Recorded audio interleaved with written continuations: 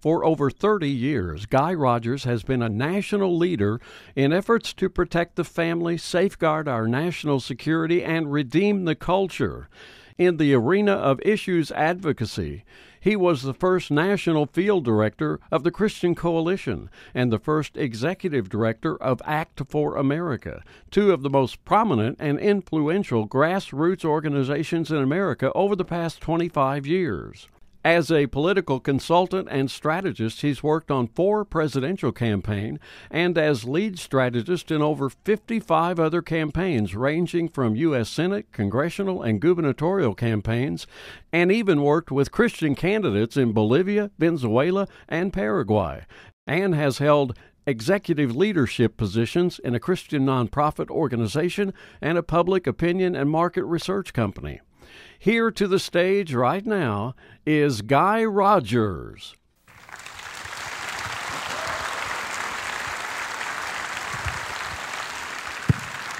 I bring you greetings from Pensacola, Florida, where it's hot. But when you go outside, you want to get a drink of water, you just open your mouth and gulp some air. How many of you have been there? Gulf Coast, you know what I'm talking about. You think it's hot here. In Psalm 11, we read of one of the many times that David is in the midst of calamity. We don't know exactly what that calamity is. Scholars have different opinions on what was happening at that time. And he writes, "In the Lord I take refuge. How then can you say to me, flee like a bird to your mountain? For look, the wicked bend their bows. They set their arrows against the strings to shoot from the shadows at the upright in heart. When the foundations are being destroyed, what can the righteous do?" You see, this calamity apparently was so severe and involved a lot of other people besides David that they were shrinking back in fear and despair at what was going on around them.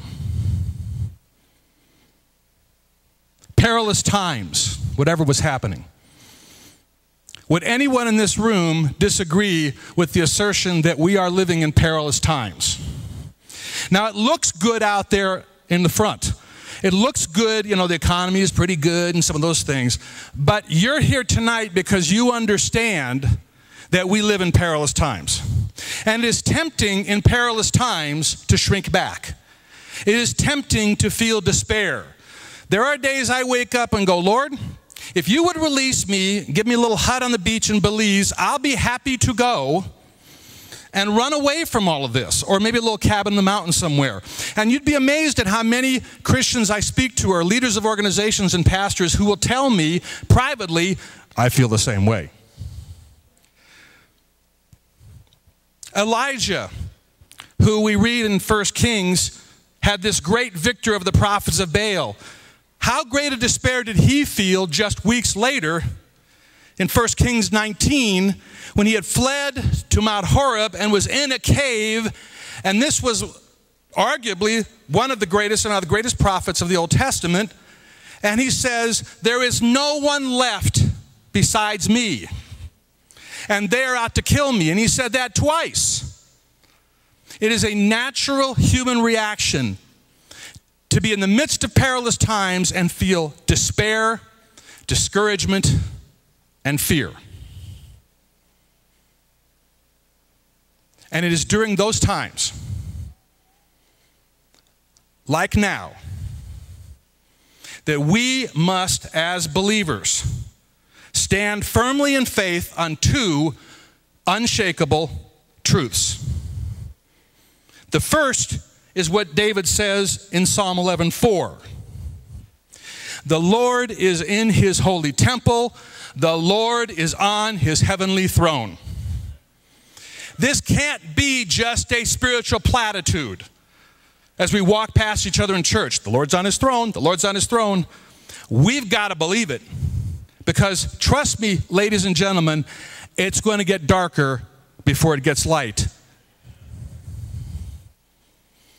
That's why he says in Psalm 11:1, In the Lord I take refuge, because he knew this. The second unshakable truth is that for some mysterious reason that I don't understand, because I wouldn't do it this way, God's plan and purpose for his church has always been for us to co-labor with him, for him to work his great works through us. We are very unreliable partners. I wouldn't do it that way. He did.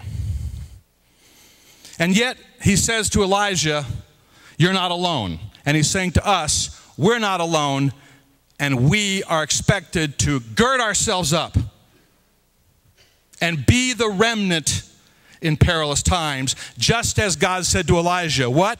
I have reserved how many? 7,000 who have not bowed the knee to Baal. You see, God's greatest work often happens at times of greatest peril. When the backs are against the wall, when it seems like there's no other option, nothing else we can do.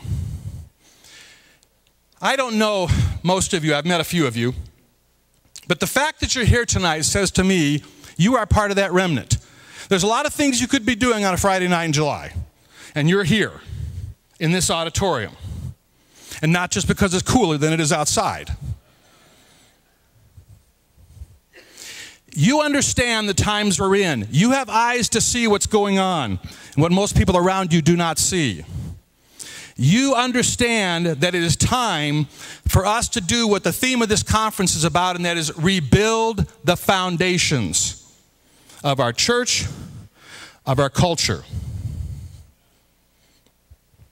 I met Paul a few years ago when I was executive director of Act for America, and we were here for a couple of events with Brigitte Gabrielle.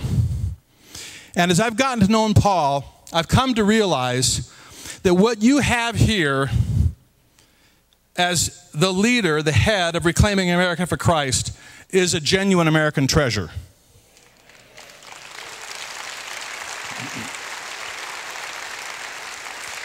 I've spent over 30 years traveling this country, meeting with pastors, working with Christian organizations, working with Christian candidates, and I can tell you right now, if in the last 30 years we'd had 5,000 to 10,000 pastors like Paul Blair, we wouldn't be where we are today. Paul is a bold, articulate, committed, faithful Christian servant leader. He knows what the times are. He knows what needs to be done. And that's why he took over the reins of this organization years ago. Reclaiming America for Christ has a vision. First for Oklahoma, and then for the nation at large. This vision is being emanated, is being demonstrated right now in this Protect Life, Protect OK marriage campaign you're seeing. How many of you signed that petition, the Protect Life petition or the Protect Marriage petition? Okay, many of you. If you haven't signed that petition, it's out there where the tables are. You need to sign it before you leave. This came out of what he announced last year at the Reclaiming America for Conference, or Reclaiming America for Christ conference last year.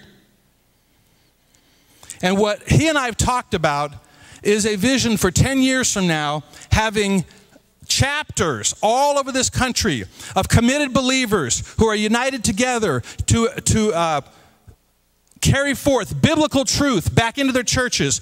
It's going to sound funny, but I'm going to say this, to be missionaries for biblical truth back into their churches. What a state of affairs we've come to. To be those who are the ones who are the remnant, who are going to be the culture changers in their communities. Just in a few months here in Oklahoma, we have 270 pastors who are on board with this effort. Protect life and protect marriage. That's pretty impressive. I was talking to Paul Abner, who is the state field coordinator for Protect Life, Protect Marriage OK, and he thinks we can be at least 500, 700, maybe more by the end of the year. Praise the Lord is right. And pass the ammunition. Oh, no. I am in Oklahoma after all. I think Paul said this. If he didn't, I'll repeat it. There are about 40 state legislators who are on board with the effort Protect Life, Protect Marriage OK. That's almost a third of your state legislature.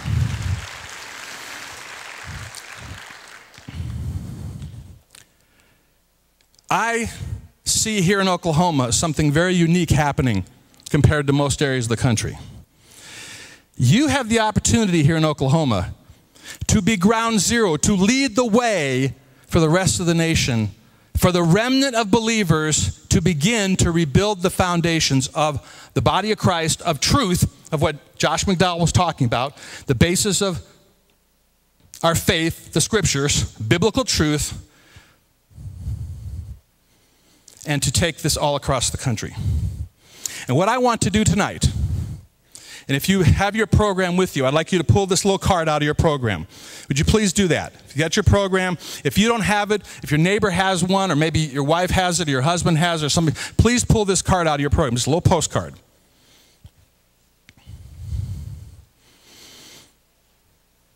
How many of you paid a registration fee for this conference? If you did, you paid it to somebody other than Reclaiming America for Christ, because they didn't collect one.